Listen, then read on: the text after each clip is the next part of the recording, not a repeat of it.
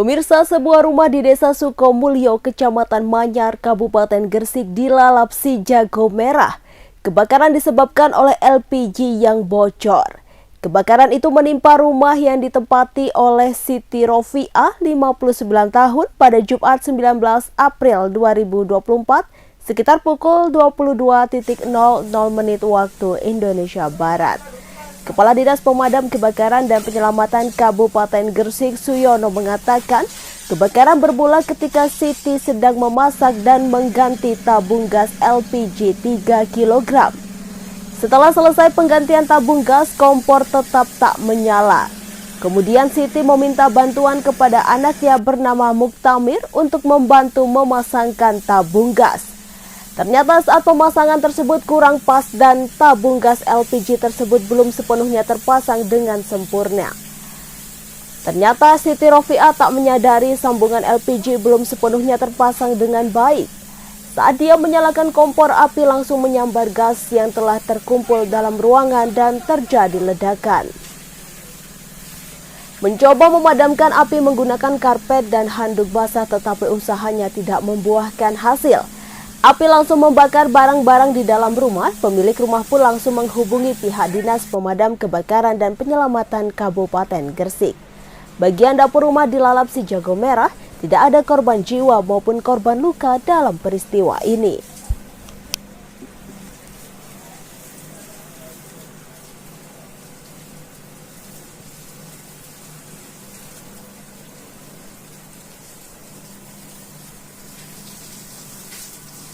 Awal mulanya dari tabung LPG yang ngowos, setelah dipasang ngowos, setelah itu dibetulkan, setelah dinyalakan apinya langsung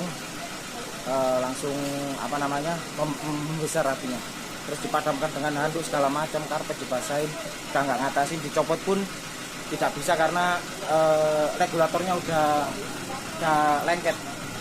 Terus habis itu langsung segera istri saya tuh suruh telepon pemadam kebakaran untuk saja segera pemadam kebakarannya segera datang dan apinya udah bisa dipadamkan. Terima kasih untuk Damkar Gresik, terima kasih Gus Yani, terima kasih kepada kepolisian dan seluruh jajaran yang telah membantu memadamkan api. Pemirsa, Komando Operasi TNI Kops TNI Habema menembak 2 anggota organisasi Papua Merdeka atau OPM pada Jumat.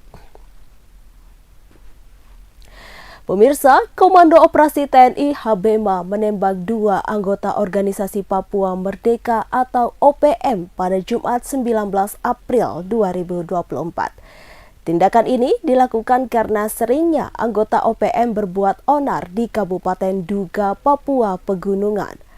Perwira Penerangan Kops TNI Habema Letkol ARH Yogi Nugroho mengatakan, OPH yang kerap berbuat onar khususnya pimpinan Egyanus Kogoya. Mereka berulang kali menyerang pos TNI di Kampung Paro, Distrik Kenyam, Duga sejak awal 2024. Penyerangan tersebut dilancarkan seiring dengan niat OPM mengganggu keamanan wilayah Papua. Oleh karena itu, TNI melakukan tindakan tegas dengan menembak 2 anggota OPM di wilayah Paro pada Jumat. Namun sayangnya kedua anggota tersebut berhasil melarikan diri. TNI kemudian menyita sejumlah barang bukti dalam operasi tersebut. Di antaranya sebuah pistol FN beserta magazen 27 butir amunisi, bendera bintang kejora hingga busur dan anak panah. Yogi mengatakan keberhasilan TNI melumpuhkan kekuatan OPM di Paro merupakan bagian dari upaya untuk menjaga stabilitas di Papua. Pemirsa, sekitar konsulat Iran di Paris dipasangi garis polisi pada Jumat 19 April 2024. Hal itu dilakukan seusai ada laporan seseorang telah memasuki gedung dengan membawa alat peledak.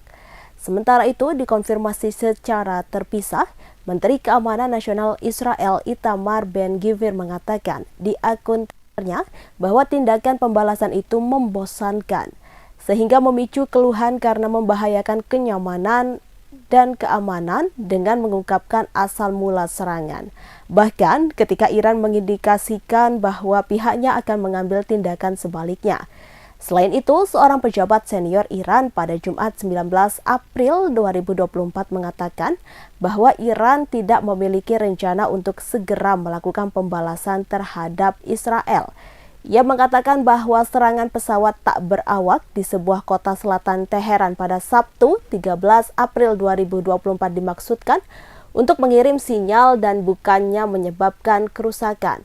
Pejabat Iran juga meragukan apakah Israel berada di balik serangan di Isfahan, meskipun ada komentar dari beberapa politisi Israel yang secara praktis menerima tanggung jawab. Ditambah dengan tanggapan yang lemah dari media resmi Iran, komentar pejabat senior tersebut mengindikasikan bahwa Teheran mungkin tidak tertarik mengambil resiko perang untuk memanfaatkan ancaman bahwa mereka akan menyerang Israel jika mereka membalas serangan rudal dan drone pada akhir pekan. Ataukah mereka sedang mencari cara untuk melakukan hal tersebut untuk menghindari janji-janji yang bersifat permusuhan. Israel mengklaim serangan balas dendam mengakibatkan ledakan di 3 pangkalan Iran pada Jumat 19 April pagi. Namun Iran mengklaim serangan balasan itu gagal lantaran tak ada kerusakan apapun. Bahkan, kini beredar lubang kecil yang disebut-sebut dampak serangan Israel yang lemah. Dikutip dari Al Arabiya, juru bicara Badan Antariksa Iran Hossein Dalirian mengatakan serangan Israel gagal. Pasalnya serangan Zionis tak berhasil menghantam Teheran. Hal itu terjadi lantaran pertahanan udara Iran berhasil menembak jatuh rudal Israel. Teheran pun mengonfirmasi Israel tak menyentuh situs-situs nuklir di provinsi Isfahan. Sementara beredar di media sosial potret lubang yang diklaim sebagai dampak serangan pasukan pertahanan Israel atau IDF. Dalam potret itu terlihat lubang yang sangat kecil sebesar jari telunjuk manusia. Padahal Israel sendiri mengklaim serangan tersebut berhasil mengakibatkan ledakan di pangkalan Teheran. Namun media Israel di Telegram pun turut membagikan potret tersebut dan mengejek serangan IDF yang gagal. Dalam keterangannya, media tersebut menuliskan waktu yang akan menjawab terkait kebohongan Israel soal serangan ke Teheran. Pemirsa, Noam Tibon, mantan Komandan Formasi Utara di Militer Pendudukan Israel, buka suara. Ia menyebut bahwa pengelolaan perang Israel di Gaza sangat buruk, bahkan disebut sudah mencapai level gagal secara strategis. Dikutip dari Al-Mayadin pada 20 April, hal itu disampaikan Noam Tibon pada Jumat 19 April 2024. Tibon menyatakan tegas bahwa Israel telah buruk dalam mengelola perang di Gaza dan Lebanon selama 6 bulan terakhir, serta menggambarkan situasi tersebut sebagai kegagalan besar yang strategis. Dia percaya bahwa tentara Israel terlalu kecil untuk melaksanakan misi keamanan Israel, serta disebut tidak memiliki setidaknya 3 brigade untuk menangani perang secara bersamaan, sehingga berbanding terbalik dengan batalion yang dimiliki oleh Hamas. Selain itu, Tibon yang juga merujuk pada situasi ketakutan dan kepanikan yang terjadi di permukiman di wilayah pendudukan utara Palestina di sepanjang perbatasan dengan Lebanon. Menurut Tibon, kawasan Al-Jalil telah sepi dari pemukim dan berubah menjadi kota hantu di tengah meningkatnya konfrontasi antara pasukan Israel dan juga Hizbullah. Seorang anak tewas terseret ombak di Pantai Damas, Desa Karanggandu, Kecamatan Watu Limo, Kabupaten Trenggalek pada Jumat 19 April 2024. Korban berinisial RMS, 13 tahun, tewas setelah mandi di pantai bersama 2 temannya yang lain. Kapolsek Watu Limo AKP Zainuddin menjelaskan kronologi bermula saat RMS bersama 4 temannya berangkat dari rumahnya di desa Kecamatan Watu Limo menuju Pantai Damas. Penemuan jenazah sendiri tidak jauh dari bibir pantai. Korban tersangkut di keramba jaring apung milik nelayan Pantai Damas. Setelah dilakukan evakuasi, jenazah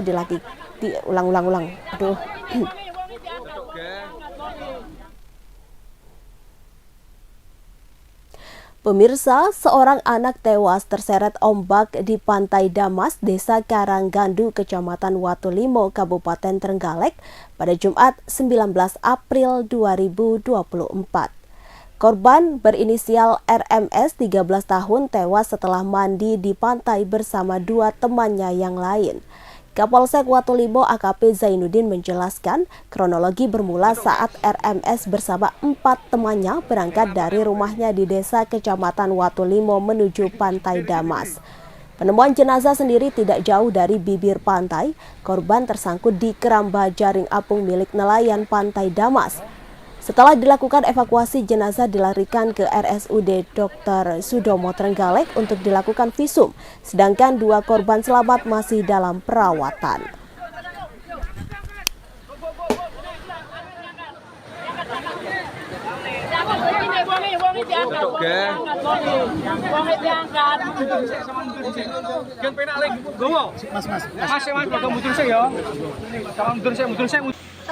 Kone lho sing kenal Mas urung cetok. Ini digoleki. Ya, Pak Kapolsek bisa jelaskan dekat dengan anak hilang di Pantai Damas tadi. Baik, terima kasih. Jadi tadi pada hari ini, hari Jumat tanggal 19 April 2024, tadi sekitar pukul 14.00 ada informasi ada anak yang berenang di laut dan tenggelam, dan kami tim dari Polsek langsung ke TKP dan koordinasi baik dengan Basarnas, Polairut, Posmat, dan juga sama dengan tim SAR nelayan yang ada di tim SAR lokal nelayan yang ada di Watulimo, dan kami bersama-sama untuk mencari. Jadi tadi ada sekitar 5 anak main ke Pantai Damas dan situasinya sepi karena hari Jumat dan juga memang juga Damas itu sepi, sehingga pada saat mandi yang 2 itu di pinggir tidak mandi, yang 3 mandi, dan pada saat itu dari temannya itu ternyata minta tolong bahwa temannya tenggelam, sehingga ada satu warga Damas yang kebetulan juga nelayan langsung memberikan pertolongan. Jadi pada saat diberikan pertolongan, yang 2 bisa ditolong dibawa ke pinggir, sedangkan setelah kembali untuk yang saat ditolong sudah tidak ditemukan, sehingga hilang. Setelah itu tim terus melakukan pencarian sekitar pukul 16.00. Alhamdulillah untuk korban yang 1 bisa ditemukan dalam keadaan meninggal dunia, dan langsung kita evakuasi, kita bawa ke puskesmas, dilakukan dilakukan visum, selanjutnya diserahkan kepada keluarga. Ini korban ini masih anak-anak ya nanti? Betul sekali. Jadi rata-rata masih anak-anak. Jadi tadi saya lihat paling kuat sekitar umur 13 tahun. Ada yang 12 tahun, ada yang SD kelas 6, sehingga kami himbau juga untuk orang tua harus diawasi anak-anak bila bepergian. Ini warga Watulimo atau warga mana? Kebetulan warga Watulimo, jadi warga dusun Pelapar, Desa Watulimo, Kecamatan Watulimo. Kalau untuk lokasi penemuannya itu jauh dari bibir pantai atau? Untuk tempat mandi sebenarnya tidak jauh dengan bibir pantai, dan pada saat yang penemuan terakhir yang meninggal dunia juga masih tidak jauh dari bibir pantai, sehingga alhamdulillah tadi segera bisa ditemukan. Tapi untuk secara keamanan untuk Pantai Damas ini aman nggak sih untuk mandi? Memang untuk Damas itu menurut warga setempat kalau untuk mandi tidak diperbolehkan, dan di sana juga sudah dipasangi rambu-rambu untuk dilarang mandi di pantai. Pemirsa, Polresta Malang Kota melalui Polsek Lowokwaru Kota Malang berhasil menangkap pengedar narkotika jenis ganja seberat 2 kg. Tersangka berinisial HKP 29 tahun asal Kalimantan ditangkap saat hendak merancau ganja yang sudah dikemas di Jalan Renang, Tasikmadu, Kecamatan Lowokwaru Kota Malang pada Kamis 18 April 2024 malam. Saat ditangkap, tersangka dalam posisi teler pasca menggunakan narkoba. Kapolsek Lowokwaru Kompol Anton Widodo menjelaskan jika tersangka mengonsumsi ganja sejak di bangku sekolah SMA. Akibat perbuatannya, tersangka terancam hukuman penjara minimal 6 tahun dan maksimal hukuman mati. Kemudian berhasil mengidentifikasi orang yang biasa menaruh barang itu, atau bahasa mereka yang sering digunakan di dunia narkotika itu meranjau. Setelah berhasil mengidentifikasi, kemudian unit reskrim melakukan ANEF, analisa dan evaluasi untuk menentukan bagaimana cara melakukan penangkapan terhadap pelaku dan barang.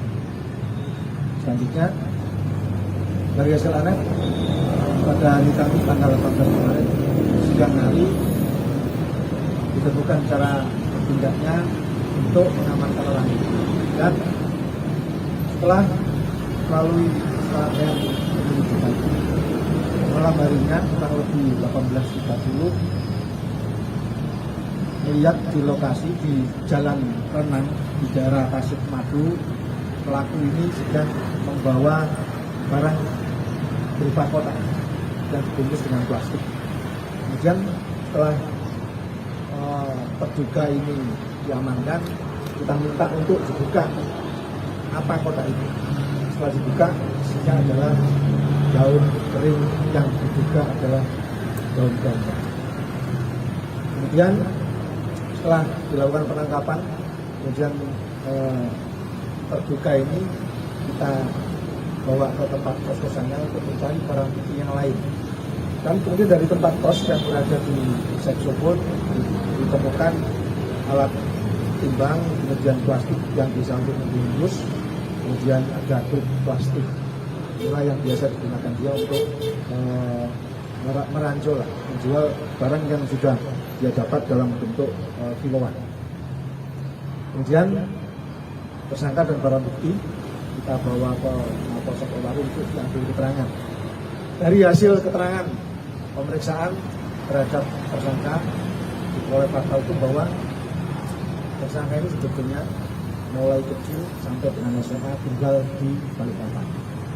Mulai kelas 3 ini sudah mulai mengkonsumsi ganja. 2013 masuk di Kota Malang, kuliah di salah satu perguruan tinggi swasta di Kota Malang, masih juga mengkonsumsi ganja. Sampai akhirnya dia dikenal di tahun 2023 ya, mencoba mencari link sendiri untuk bisa langsung menembus kepada bandarnya. Kenal dengan seorang yang mengaku bernama Jabir, kemudian dia intens sendiri, kemudian dari Jabir inilah dikenalkan kepada salah seorang bandar yang berinisial AJ.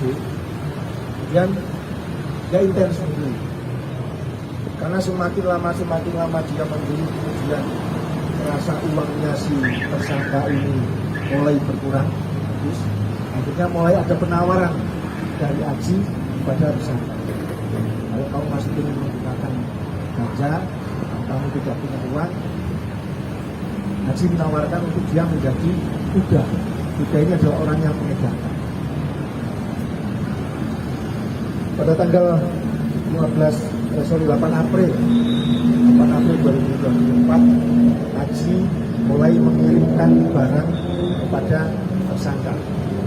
8 April dikirimkan 3 kg barang dengan cara dia mendapatkan barangnya pun sama. Dia diranjau di salah di daerah Klojen. Dia dapatkan 3 kilo ganja, kemudian diedarkan sama dia. Diedarkannya pun caranya adalah si tersangka ini dihubungi oleh si Aji, kemudian agar dia meranjau dengan jumlah yang sudah ditentukan oleh bandarnya. Jadi tersangka hanya naruh saja, kemudian nanti ada pembeli sendiri yang mengambil barang. Merasa 3 kg sukses, berhasil diedarkan, kemudian si tersangka ini tanggal 15 melaporkan lagi ke Aji bahwa barangnya sudah habis. Kemudian Aji menyampaikan juga, tunggu saja, nanti akan saya kirim barang kembali. Download Tribun X sekarang, menghadirkan lokal menjadi Indonesia.